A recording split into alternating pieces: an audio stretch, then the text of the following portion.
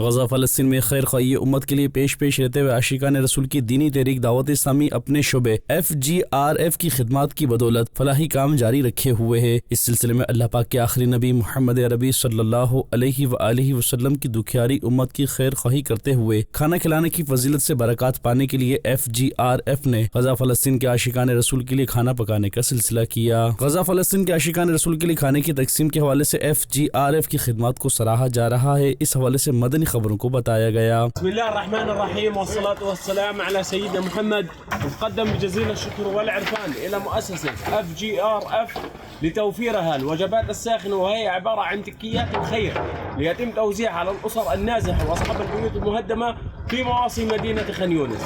बारक अल्लाह फीकुम व जज़ाकुमुल्लाह खैर जज़ा। फिर इसके बाद इस खाने को मकामी आशिकान रसूल में तकसीम का सिलसिला किया गया। मदनी चैनल के नाज़रीन, आप भी दावत इस्लामी के तहत दीनी कामों में पेश रहते हुए दीन मतीन की खिदमत में अपना हिस्सा शामिल कीजिए।